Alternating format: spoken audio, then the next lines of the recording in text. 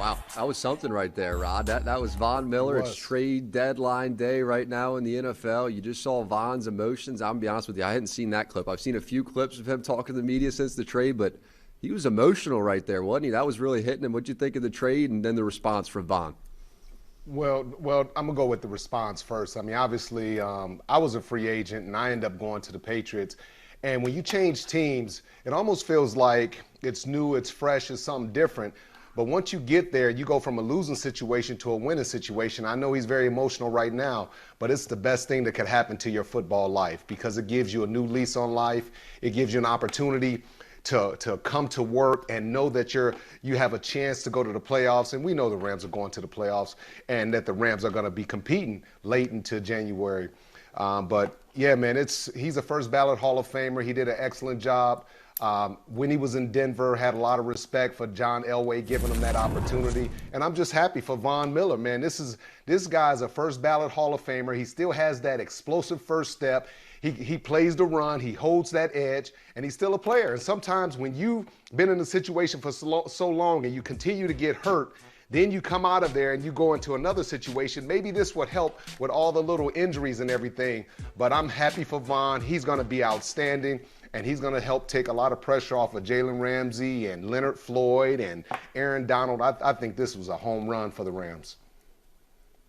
Yeah, home run for the Rams, home run for Von. Like I expected to see tears of joy when I first heard the news. Now, he's a Denver legend, and I think I had to spend the day reminding myself of that, and I think he was really happy there. He's somebody that I could see maybe even after his career returning or always having a house in Denver just because of what that town means to him, what he was able to accomplish in that town. And I think it feels like home to him every time I've been around him. He seems to really be drawn to Denver, but man, to be able to go to LA, to join this team, be able to maybe play a home Super Bowl right now. And I just think for a veteran at this point in his career, sometimes it's just new life. You know what I mean? It just gives you new energy. You're highly motivated again. You feel like you're chasing Super Bowls. You get this second chapter of his career. And I think it's coming at the perfect time. Now, from the Rams standpoint, this is a group, Rod, that is just going all chips, center of the table, right here, right now. We don't care about the future. We don't care about drafts coming up. They are trying to win in this Super Bowl window with Donald, with Ramsey, with Von Miller, with Floyd, with all that talent offensively, and, of course, with Stafford. I think they're just saying, this is our shot, man. We're just going all after it. Forget about any of the future. We're going right now. We'll see what happens. But this has kind of been the Rams strategy ever since 2017 when McVay took over. Yeah, and I think it's smart because, I mean, you gotta go make that run before Aaron Donald starts getting up into his 30s, and then you get Jalen Ramsey if he gets injured or something like that. So them putting all the chips in, and we've seen them pay a lot of guys, whether it was Brandon Cooks, they paid a lot of people, Jared Goff, they played a lot of the wrong people. But I think in this situation for Von Miller, I think he comes in a situation where he doesn't necessarily have to be the man. He can just be a contributor on the defense. Aaron Donald's still a stud. They got other really good players around him that's going to help the secondary and the corners. Like I said, this is a slam dunk for the Rams going out and getting a guy of this caliber at this point in time of his career. It is. It is, especially when you have multiple pass rushers. When you got to worry about multiple guys that can get after the passer, you start getting into teams like the Bucs, or maybe it's, Green Bay down the line. That's who they're thinking about right now with this move, and I think it will work out. Just go through some of these trades, though. The Brandon Cooks trade, the Sammy Watkins trade they've made, the Marcus Peters trade, Aqib Talib, Dante Fowler Jr., Sony Michel, Jalen Ramsey, Matthew Stafford. That is a lot of blockbuster trades that they've been playing, and it's just because they're trying to be so aggressive out there right now. We'll see what comes of it. How about Melvin Ingram? He's another pass rusher. Goes to Pittsburgh, about his 10th year in the league now, a long career with the Chargers. He was in Pittsburgh and then quickly makes his way to Kansas City. What do you think of that move as well for the Chiefs? I was actually kind of surprised because I know Alex Highsmith, he's playing solid football, but don't you want as many pass rushers as possible, especially with TJ Watt and as hard as he plays? I don't know if I would have let him go. Maybe he wasn't playing well. I'm not 100% sure of that, but at the end of the day, man, if I got an extra pass rusher, I'm trying to do my best to keep him and hold on to my pass rushers, especially going into the winter months. Rod, let's listen to Mike Tomlin. Here was some Coach Tomlin sound today after the trade deadline, after the move. What the team needs is first and foremost. And that's just how it goes. That's the component of team sport and football in particular.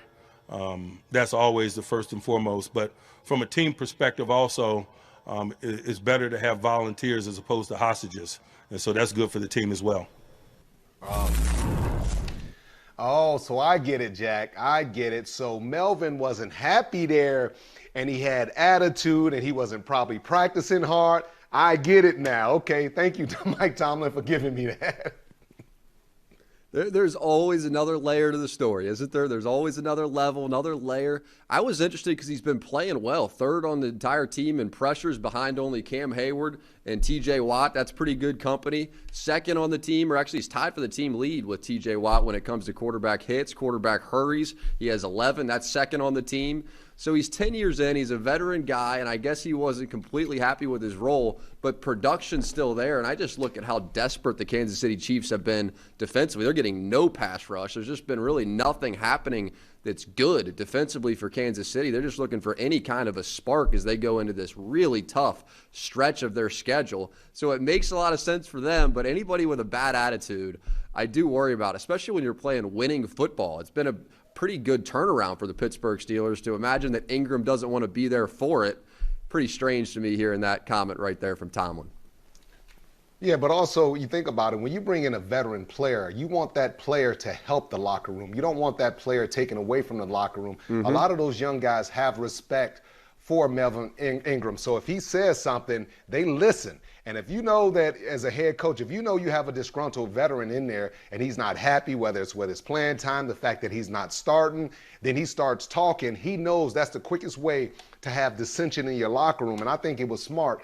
Now that I know that and I've heard that clip, I think it was a smart move getting rid of him.